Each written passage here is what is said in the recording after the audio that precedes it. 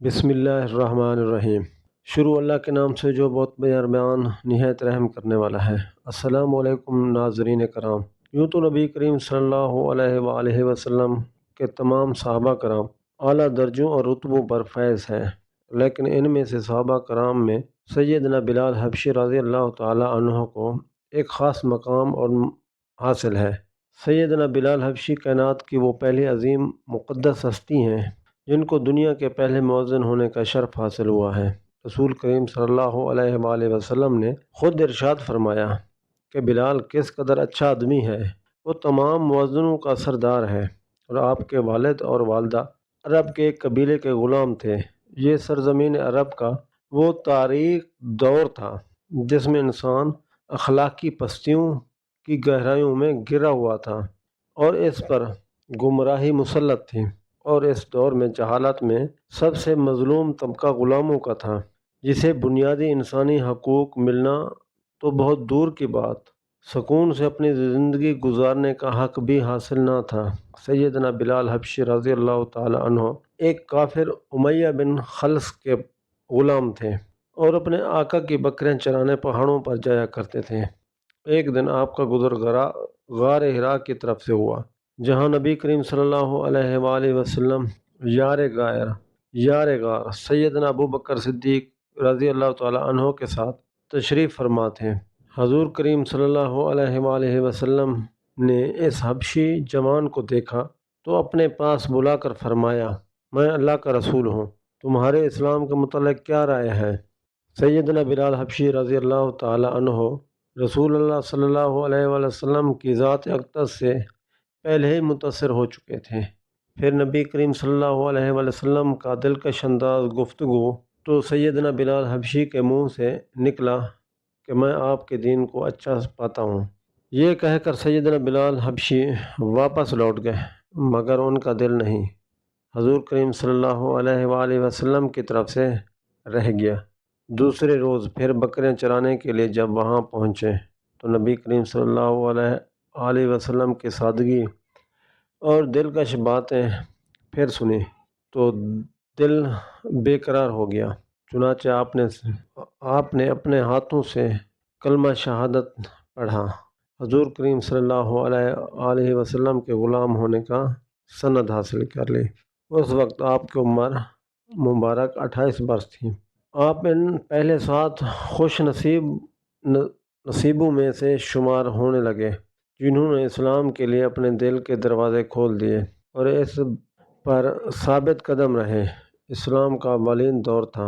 نبی کریم صلی اللہ علیہ وآلہ وسلم سے فی الحال رازداری سے اسلام کی تبلیغ فرما رہے تھے، لیکن اسلام کا منفرد اور پاکیزہ رنگ زیادہ عرصہ تک کفار مکہ سے چھپا نہ رہ سکا۔ انہوں نے جلد ہی محسوس کر لیا کہ ان کے ساتھیوں، خاص طور پر غلام خواتین، ایک تبدیلی آ گئی ہے۔ امیہ بن خلف کو جلد ہی یہ خبر مل گئی کہ اس کا غلام بلال نبی کریم صلی اللہ علیہ وآلہ وسلم کا غلام بن گیا ہے اور آپ صلی اللہ علیہ وآلہ وسلم کے ساتھیوں میں شمار ہو گیا، تو اس جرم کی پاداش میں امیہ نے سید بلال حبشی رضی اللہ تعالی عنہ پر ظلم و ستم کے پہاڑ توڑنا شروع کر دیے۔ عرب کی سرزمین گرمی کی وجہ سے مشہور تھی، جو دھوپ میں تانبے کی طرح گرم ہو جاتی تھی۔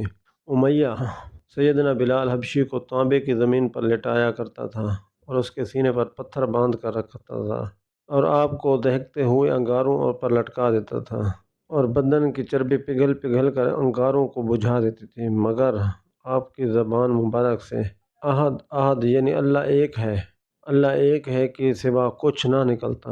آپ کے سینے میں عشق رسول کی حقیقی شمع روشن تھی، اور آپ عاشق رسول دنیا کے ان معاروں سے کہاں دریا کو چھوڑتے۔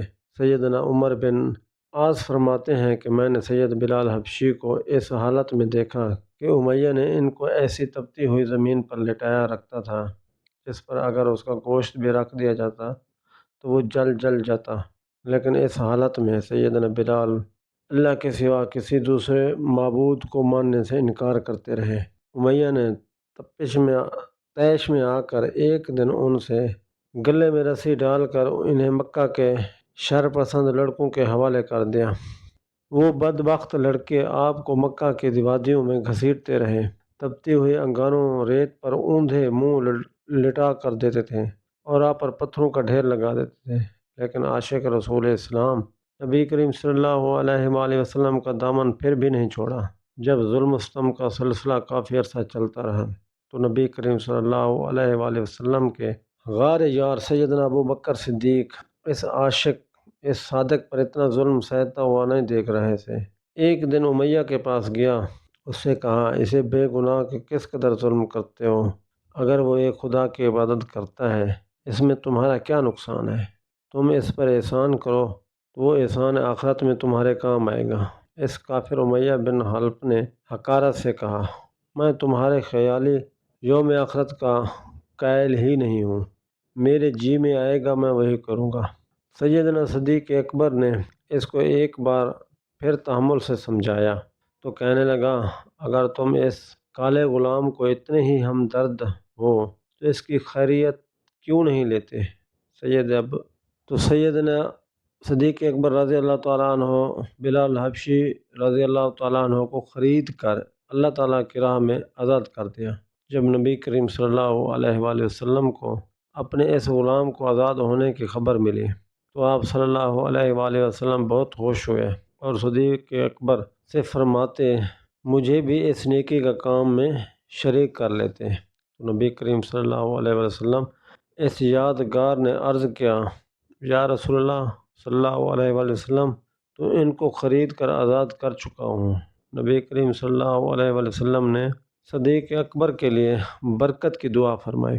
آزاد ہونے کے بعد سیدنا بلال حبشی نبی کریم صلی اللہ علیہ وآلہ وسلم کی صحبت میں اور ان کی خدمت میں دین کی باتیں سیکھنے اور دین کی ترویج میں اپنا کردار ادا کرتے ہوئے جب ہجرت کا حکم آیا تو سیدنا بلال حبشی نے بھی ہجرت کی اور مکہ سے مدینہ منورہ جا پہنچے۔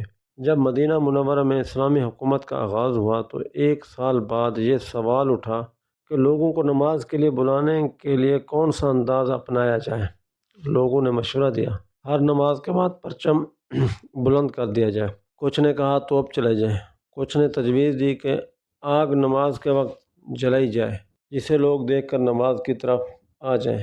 کچھ لوگوں نے یہ بھی کہا کہ ایک آدمی کو لوگوں کے گھروں میں جا کر ان کی نماز کے لیے بلانے کی ڈیوٹی لگا دیں، اس طرح لوگ نمازی کے لیے آ جائیں گے۔